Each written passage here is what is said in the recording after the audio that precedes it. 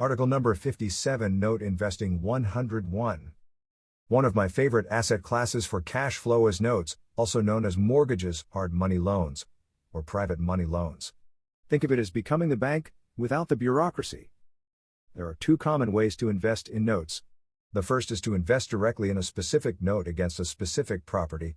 The second is to invest in a fund that invests in notes and leverage the fund managers to handle the details.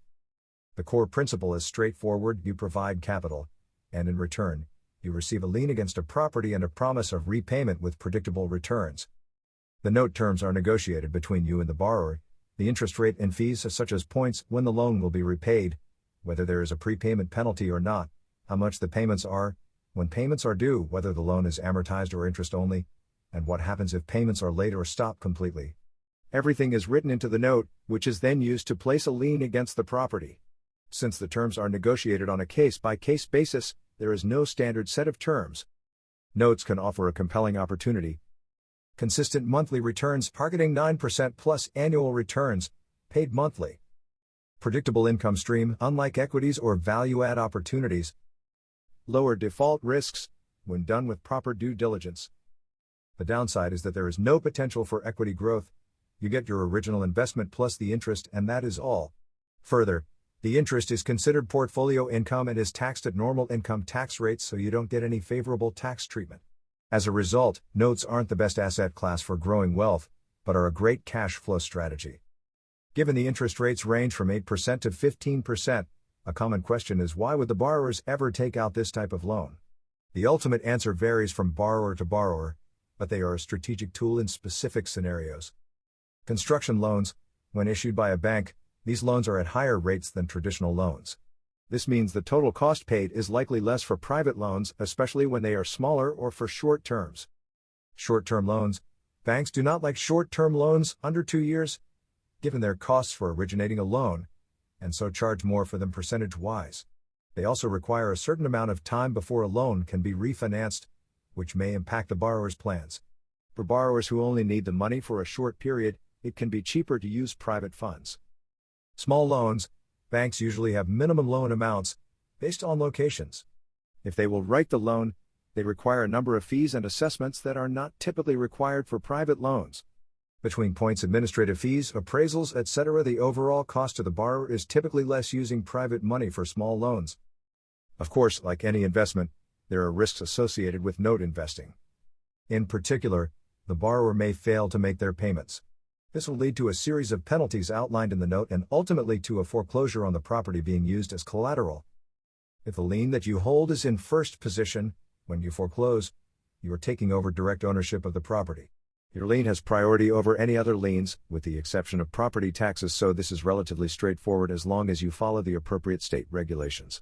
Once you own the property, you can do whatever you want with it: sell it, fix it up, rent it out, move into it. However, you also become responsible for paying the taxes and any other ongoing expenses associated with the property, just like you purchased it from the borrower. If your lien is not in first position, the situation becomes more complicated since the first loan will have priority over your loan. In this case, you may need to assume or pay off the original loan in order to foreclose on the property. As this is a riskier proposition, these notes often have higher interest rates. While a foreclosure sounds like a great way to pick up a property for cheap, you need to keep in mind that you obtain the property as is. If the borrower was undergoing a major renovation, had gutted everything inside, and was unable to complete it, that is what you get. If they had the roof torn off and a storm came through causing water damage, that is what you get. If squatters moved in and then started a fire, that's what you get. As a result, the value of the property after you get through a foreclosure may be less than what you put into the loan. Of course, the opposite is also true. It may be worth much more, but in that case, the borrower would likely do everything they can to keep it. Ultimately, foreclosures are expensive and time-consuming endeavors that you should work to prevent. The best way to avoid them is to do proper due diligence before you make the loan. You should ensure you are comfortable with the creditworthiness of the borrower, how they plan to use the funds, how they plan to pay back the funds, the best and worst case payback timelines, all existing liens on the property, the current value of the property, the projected value of the property after any renovations, the foreclosure rules in the state that the property resides in. Assuming you are, then creating the loan is relatively straightforward. An attorney draws up the note document outlining all of the terms of the note, and the title company records the lien against the property. You can then work with a mortgage servicing company to handle processing the payments and associated tax documents, or the borrower can pay you directly and you can generate them. If you don't want to take the time to do all of this, then you may be better off investing in a note fund. In this type of syndication, the GP is responsible for performing all of the due diligence on the note and dealing with any issues that arise, including handling foreclosures and reselling any property that is ultimately foreclosed on. As an investor, you also get the benefit of investing in notes across multiple properties, which decreases the chances that your monthly payments will be stopped. Of course, the returns that you get are going to be lower since the GP needs to be paid, but the investment can still generate strong cash flows. If you have any questions or comment about this post, please email them to me at blog@mbcray.com. I will reply to the questions that are straightforward and will turn the questions requiring more detailed answers into future blog posts.